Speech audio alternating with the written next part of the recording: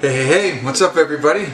Welcome to Kimmel's Irish Pub. I'm back on this side of the bar once again. It seems like I'm here quite often between the scotches, the whiskeys, and the beers, but that's alright. I appreciate you watching. So tonight, Thirsty Thursday, Bill's Brews beer is a double dry hop Farnsworth Street Indian Pale Ale. Okay, so this is from Trillium in Boston, Massachusetts, 7.2% alcohol. So let me show you one more time. All right, so evidently don't know too much about this version of the beer. I think they have a Farnsworth Street, just regular, and then they have this double dry hopped version. So two different versions. I haven't had either, so we're going right with the double dry hop version. So dry hop, for those of you who don't know, if you're a regular Joe like myself and just learning a little bit about beer, I have brewed before, so I know a little bit about that kind of stuff. But dry hopping is basically when you put hops in a beer, you put them in while you're boiling, during the boil, certain times throughout the boil, and that's how you make IPAs and stuff like that, depending on how long they're in and how much you put in, whatever. Or you put hops in all beer, so it doesn't matter, but you do it during the boil. Now, dry hopping is once it's gone through the first stage of fermentation, so it's sitting in a carboy or something like that, and it's starting to ferment and turn into alcohol.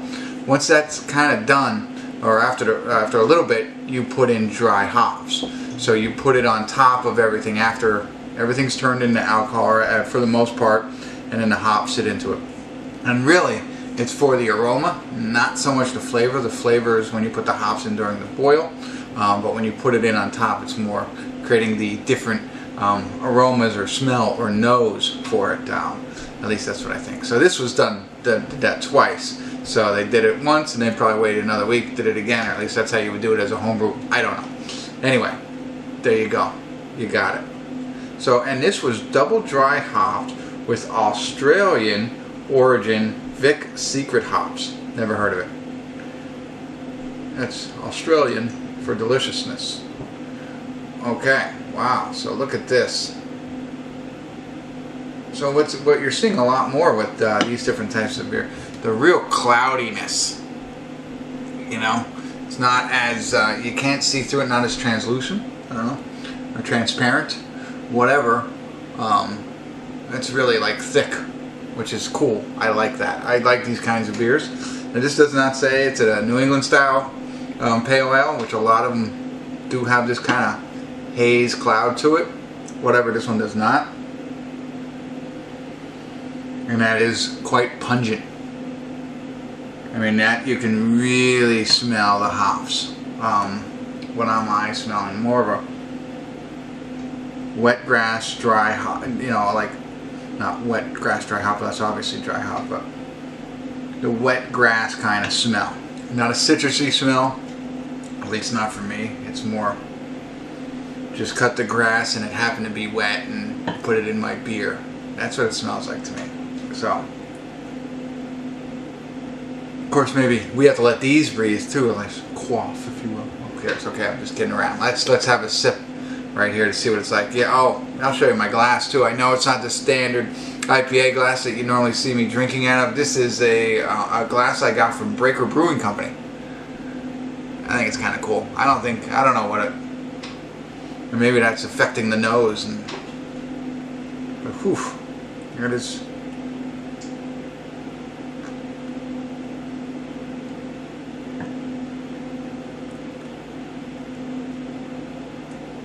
Okay, smooth. It's got that creamy mouthfeel. It hit me more piney, I think, initially, like more dank than I expected. Still same smell.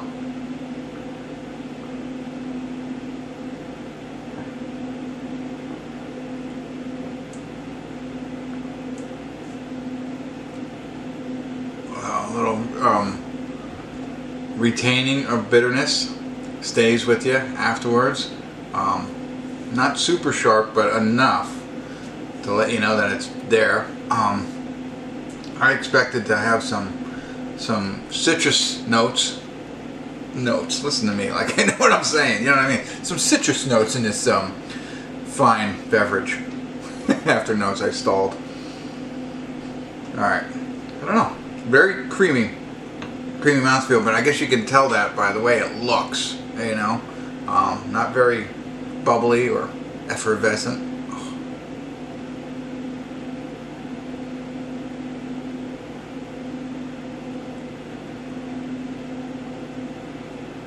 I don't know what that is, but I get more, again, of that earthy taste than I do a citrusy or grapefruit or anything like that. And it's not overly piney, earthy and stuff like that, but that's more of the flavors I'm getting with this, along with the mouthfeel of, you know, like a creamy orange cream kind of thing. I don't taste the orange, but you know what I mean, like an orange Julius kind of, I don't know. Very smooth. Alright, let's fill this back up. Maybe there's a last sip for you here. Doing my best here. Going, you know, walking without a net. Alright. No change in the nose. Still smells the same. I'm going to keep this in my mouth a little bit longer, see what happens there.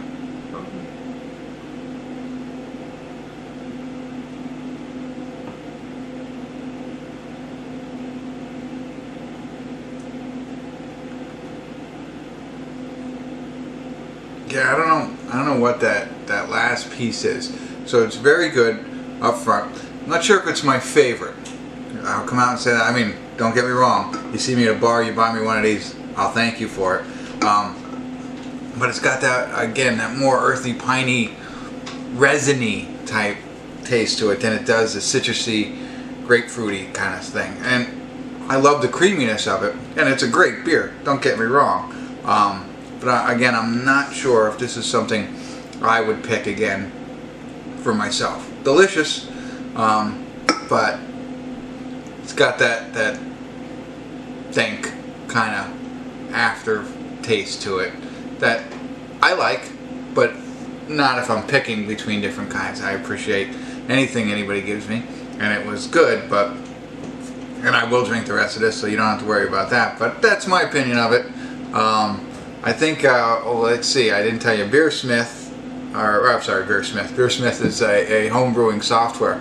But no, this is a Beer Advocate gave it a 4.35, 112. But that's an outstanding rating, according to them. And it's ranked 903 among them. So, well, American two-row barley, white wheat, C15 dexatrin, and dextrose. So, a little bit of sugar to make it like this, you know.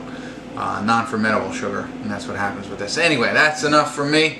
If you've had this, if you've had the other one, let me know if that's any different. You know, what's the difference between the double dry hop and the non-double dry hop, or anything else from Trillium. Love to hear from you. Very good beer, just maybe not one I would pick when I was ordering. That's it. Thanks for tuning in. Kimmel's Irish Pub.